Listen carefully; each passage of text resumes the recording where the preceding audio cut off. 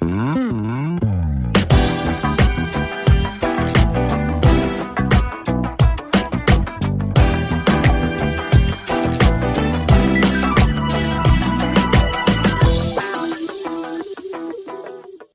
to Christian Biz Owners on Fire, where you're part of a community of Christ-centered entrepreneurs that want to have fulfilling and prosperous businesses or ministries while putting their relationships, God, and their purpose first on a daily basis. Here we talk about everything about the intersection of business, spirituality, and relationships. I strive to provide you with tools and inspiring guests to help you create the business and life you love, which makes you an attractive witness to others of God's great love and abundance in a very natural way. I'm Christina Marie Weber. I'm a Christian entrepreneur, consultant, coach, speaker, author, licensed clinical marriage and family therapist, and CEO and founder of Christian Biz Owners on Fire. Entrepreneurs, not politicians, celebrities, or bureaucrats, are the change makers of this world. I love working with on fire business owners like you to support you in manifesting your Holy Spirit inspired vision. I'm so happy you're here. You're listening to the release of this episode of Christian Biz Owners on Fire on Thursday, September 14, 2023. This is our 356th broadcast in the Entrepreneurs on Fire series. In the spirit of St. Catherine of Siena, we believe if you are what you should be, you will set the world on fire. Christian Biz Owners on Fire rock, but it's not easy. Devout Christians like you who run a business want to provide financial resources for your families and invest in healthy lifestyles and your relationships. You also want to get back to the community and live a life of stewardship. It's a serious calling, but you can't be everywhere at once. And when your business, relationships, or personal life demands more than you can give and still juggle all the other plates of life effectively, it can get discouraging. I help people just like you live a life that's 100% in sync with your faith and leverage your time so you can truly enjoy the freedom of working for yourself. I want you to have the tools you need to have an abundance of time, money, love at work and home. Some of you might be saying, I can't wait till the end of the show to get these tools. I want abundance now. I want to get started working with you now. I get it. If you're ready to get going right now and have the life and biz you're dying to have, send me a direct message on LinkedIn or Facebook, or send me an email to Christina at Christian Biz Owners on Fire with the phrase ready to thrive, so we can start a conversation. We'll personally get back with you and get the ball rolling on your transformation.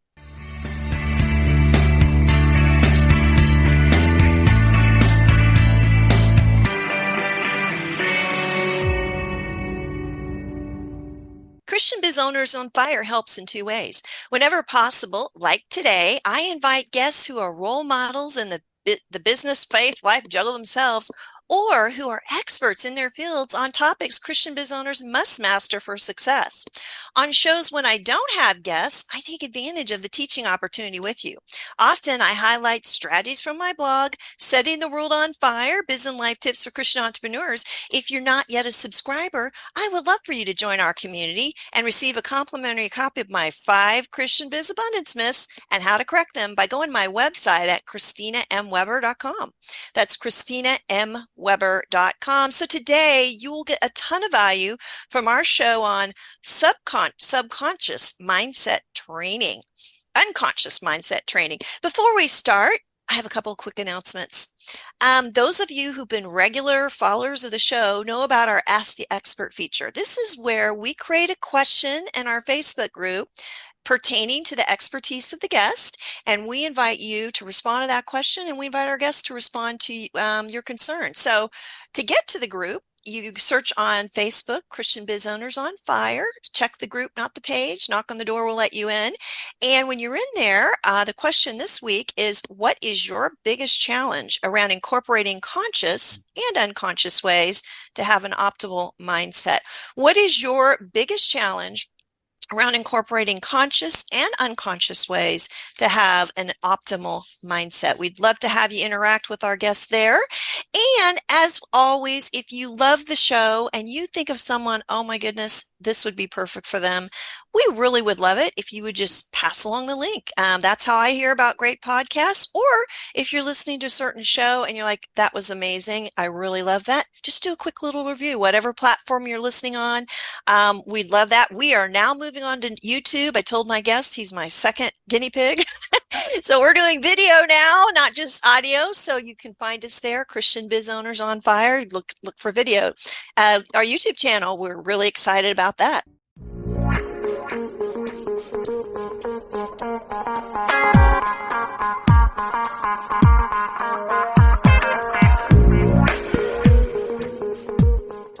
Subconscious mindset training, an interview with Joseph Drolshagen. The human mind is an enigmatic labyrinth holding within it a vast reservoir of untapped potential. Our subconscious mind, in particular, is a powerful force that influences our thoughts, beliefs, and actions in ways we often fail to comprehend. The idea that we can harness this hidden powerhouse and train it to work in our favor has captivated thinkers, philosophers, and scientists throughout history. Our guest in this episode has discovered why we act and react habitually, why we make choices we make, and what causes us to either take action or sit on the sideline as we watch life pass us by. Because of this, he has subconscious mindset training trademarked, uses scientifically proven tools and techniques that quickly bring your subconscious mind into alignment with exactly what it is you desire to get your entire system working on autopilot. Joseph Drolshagen was a former VP of sales over multiple corporations. He's used his extensive sales and business expertise to help hundreds of clients across America explode their businesses and generate high levels of income while creating even greater balance and more freedom in all areas of their lives. And he is also an ordained minister. So welcome to the show, Joseph. It's great to be here with you, Christina. Just in our pre-talk, I'm so excited to have this conversation. Me too. I love the energy. Okay. All right. So give us that snapshot of your faith, family, and professional background that's led you to the work you're doing now. Yeah, I was baptized from birth as a Christian. I was raised in a Christian family, and really what's led me to what I do today is I grew up in Detroit, outside of Detroit, Michigan, and my mom and dad, they were great people, but man, they struggled my entire youth. Yeah. And then even at 9 years old, I thought, I'm not going to be that way. That's not how I'm going to live. But then I found myself in my early 20s. If something came easy for me, I thought I didn't deserve it or I didn't work hard enough for it. And I continued. And the disconnect I had is was very faithful in my Christian beliefs and such, but it never really played out in my life. I couldn't see how it would to apply it to my life. And it's just been a continuum since 22 years old, a continuum guinea pig of bringing about that change. And then as I started going forward and as things started to change, it lit this passion in me to motivate other people and help other people who may be stuck how my parents were or how I was, to really bring that change about in their life. Yeah. I'm glad you're really fortunate you figured it out so early. Really, it just seems like you put to words what a lot of people are feeling, this frustration of like, why am I up against myself? What is going on? Or even like your Christian beliefs and values. Why can't I implement these with all this struggle? So why is the human mind designed so complex, that enigmatic labyrinth or whatever? Why did God made it that way for our own good?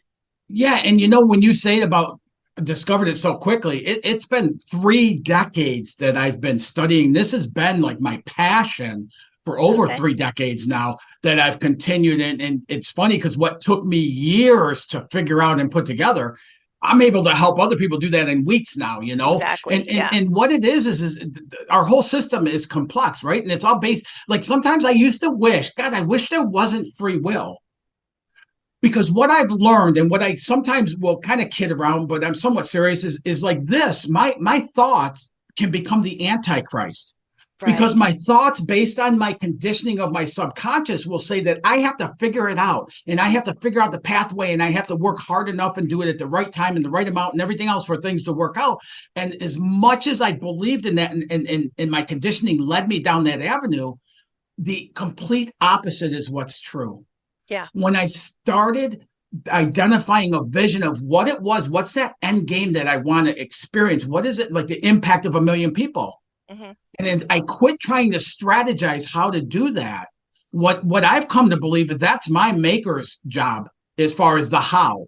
Yeah. And so what I do now is I'll develop these visions, and I've done the same thing with large corporations that are in bankruptcy, getting them back to profitability using these same tools. Is I started getting into alignment with that vision of what it is I want to create. And then I've developed the process of the SMT method, subconscious mindset training, to identify and then shift that underlying conditioning. Because what happens is we have in our subconscious what I call this motherboard of every experience, everything we've been taught, our beliefs, all of that is built into that subconscious. And that's the voice we hear in our head. Yeah. And I'd like to add, from a Well, Christian perspective, yes. you add the complexity of the evil one who is warping those beliefs or whatever, Yes. that interpretation. I had the same thing with, I had an awareness, I had a belief of I can't trust other people. I've got to rely completely on myself, including God. I projected stuff onto him and you're right, it dominates what you're doing. You don't even know you're doing that, but you're making choices based on that. So how would somebody know that they've got some unconscious thing going on that really is interfering with them achieving that vision?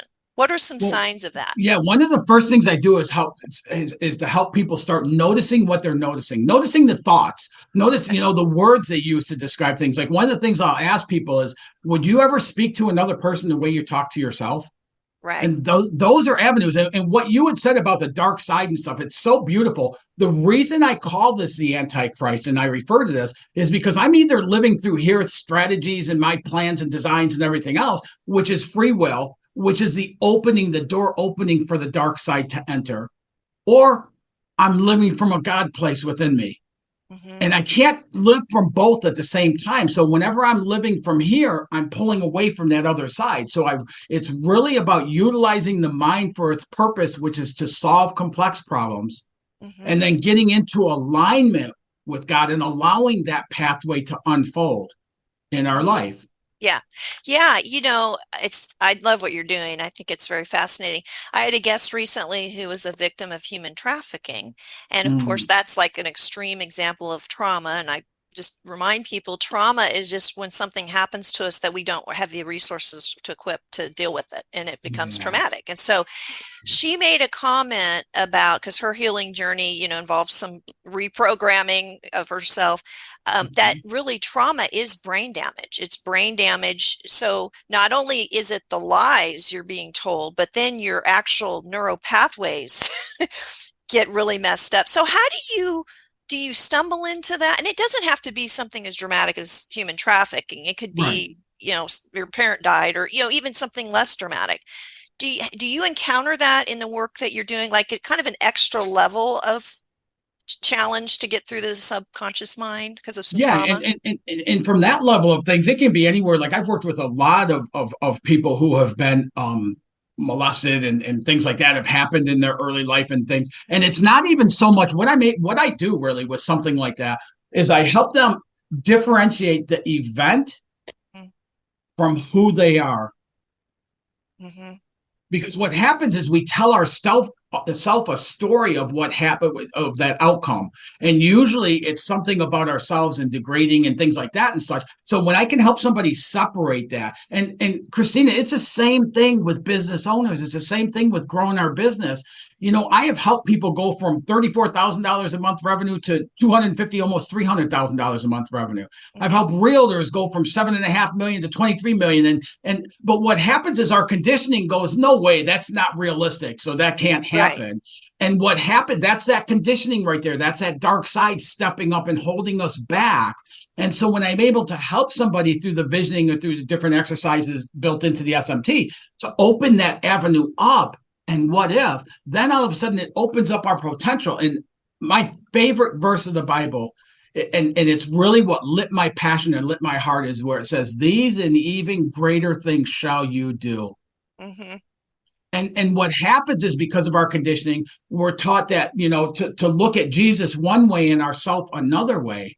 But what he was really teaching us is we all have that potential, that connection with God, to step up and really change this world. And that's why I'm so passionate and love so much what I do, because each person I work with has an impact on the entire world, and then the ripple effect that Yeah, goes out from there, exactly. it's Well, just amazing. he told us we could move mountains if we wanted to. Yes. He wasn't Yes. kidding. So, and what's interesting, I look at kind of the Trinity, that, Jesus is one part of the Trinity, but God, the Father, the Creator, our subconscious is there to protect us. So, what are some of the protective roles, when someone maybe has that limiting belief, oh, that's unrealistic, I couldn't do that. But what I've noticed is there a lot of times can be a self-protective element to your unconscious blocking you from getting that. Where have you encountered that, and how do you deal with that? In multiple, fear is a really, really good one, right? Fear will come up. Fear of touching a hot stove Which is because of good. getting burned. That's a healthy fear. We say that's a healthy fear to have. Yeah. Actually, what it is really is, it's a knowledge, because at some point we touched that hot stove and we got burned, so we know what comes from doing that. Yeah. But like, I'll tell you, for me, for instance, is just recently I've ran off of a 2,000-foot mountaintop with nothing but me and a hang glider, and I did that because I thought I was afraid of heights. Uh-huh. What I found out is I'm not afraid of heights. I'm afraid of falling, Oh. which is different.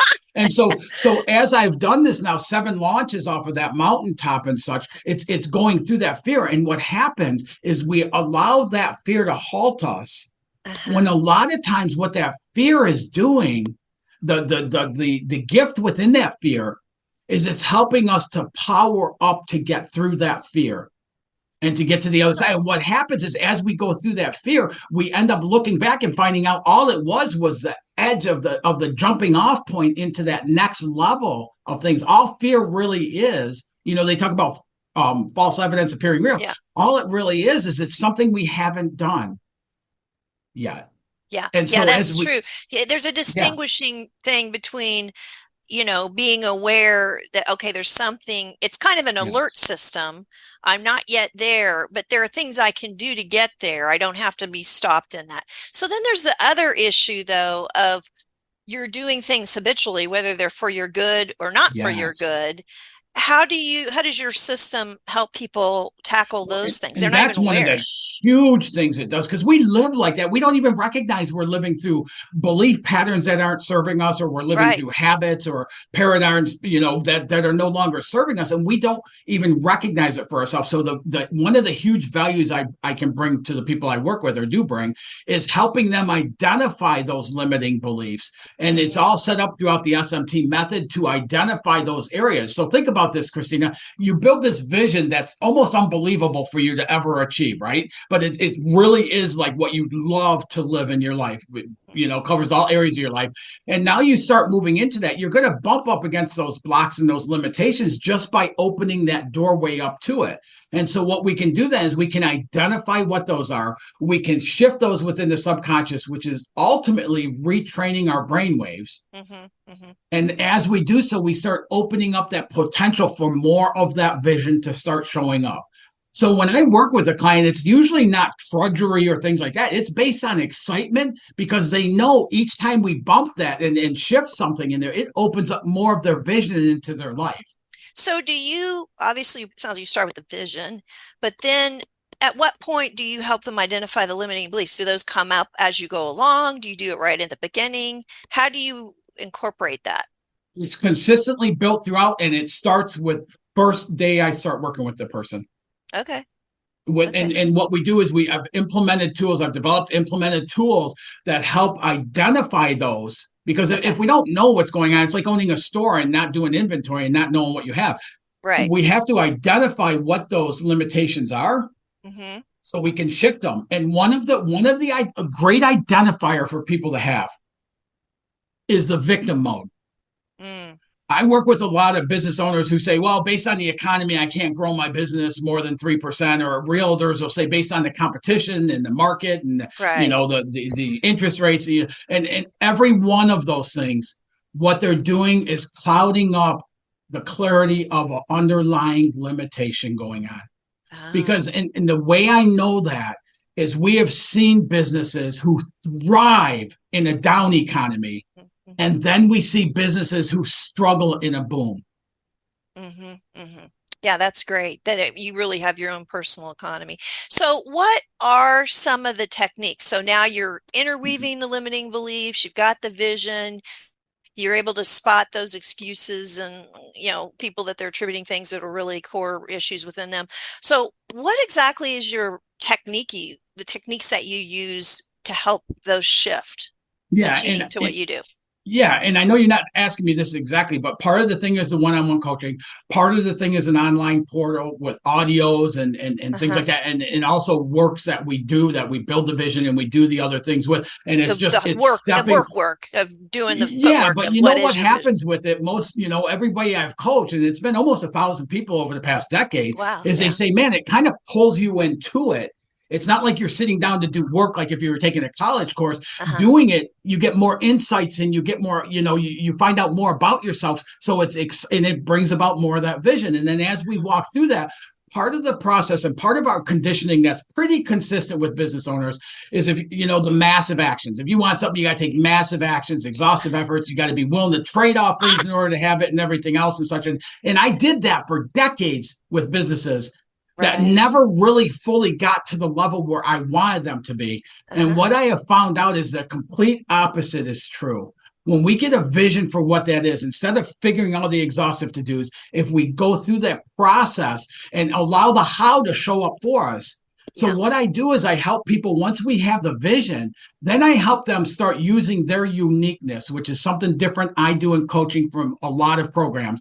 I don't have the roadmap to success for people. Yeah. And I can't, because if you really look at it, it's unique for every one of us based on our conditioning. And I have 4 siblings. We were all 5 raised in the same house by the same parents. And when we talk about stories of things that happen, we all have a different take on it. And that's because our Right. conditioning is different. Yeah. So what I can't give somebody a roadmap and say, here's Yeah. what you do.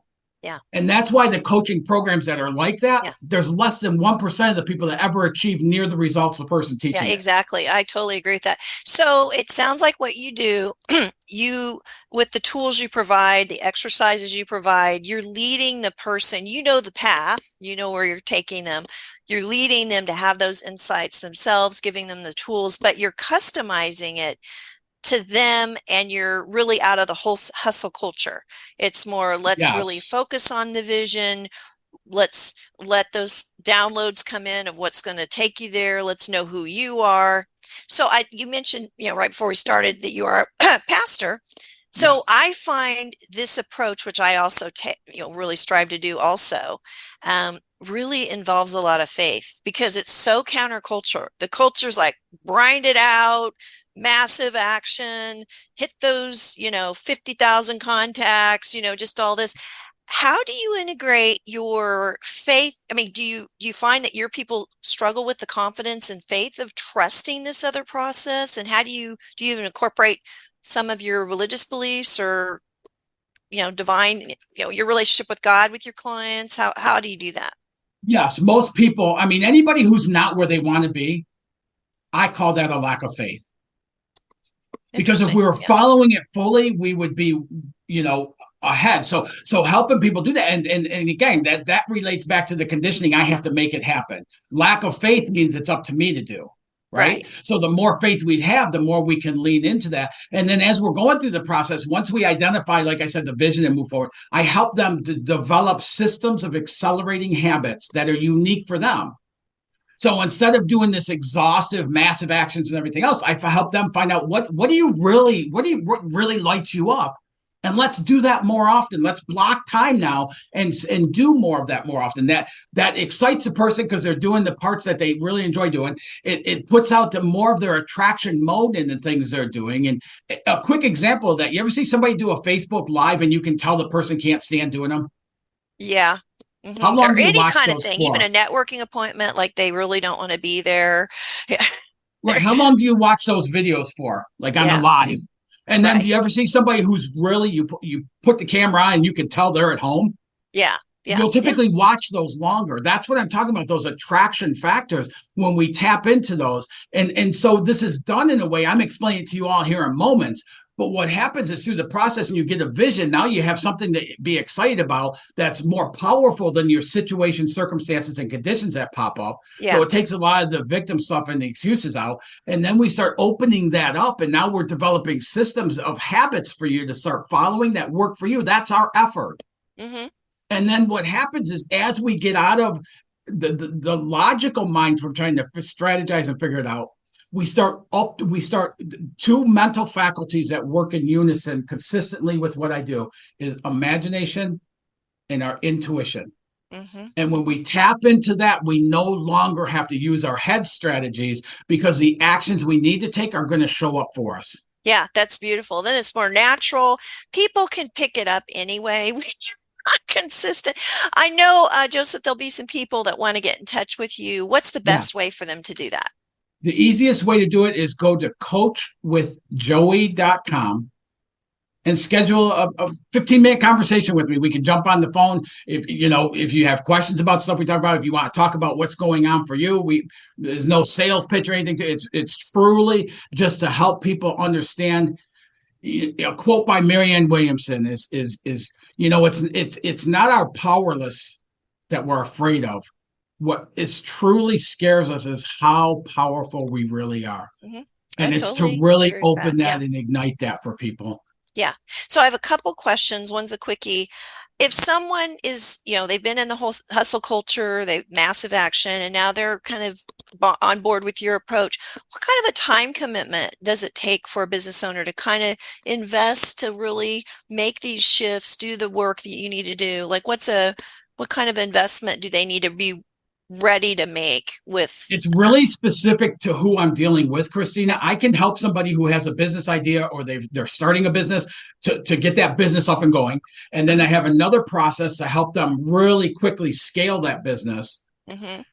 And then I have a third area where once you scale a business, then you need a team. I can help them do benchmarking and identify ideal candidates. And so I can take somebody from an idea all the way through ready to sell that business. And it just depends where people, I meet because people there's where lots they more are. involved in different things. Yeah, so I can meet business owners where they are at Yeah. and fit them into. And it could be typically within a year, though. I don't like working with people for more than a year because I don't want them to get dependent on me. I want to empower them. Sure. That makes sense. Okay. So if you could, pulling this all together, someone's bought into your system, they're focused on really laser focusing towards their vision. They're making those things habitual.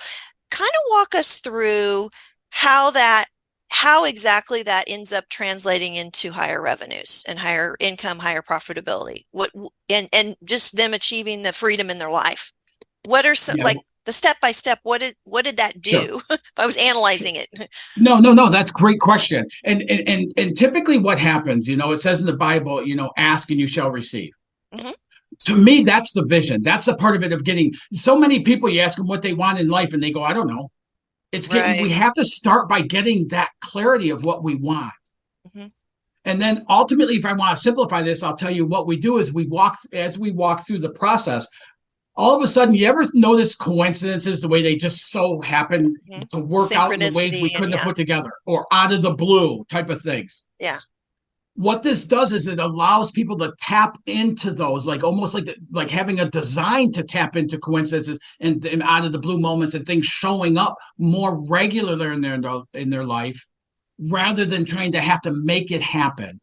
And it's all through empowerment. It's all through empowerment. Go on. They were always there. The opportunities were always there. It's the person wasn't conditioned in the right way to see them. And so often those opportunities are just going by us left and right, and we're not even noticing them because we're so busy up here strategizing what we have to do to make it happen.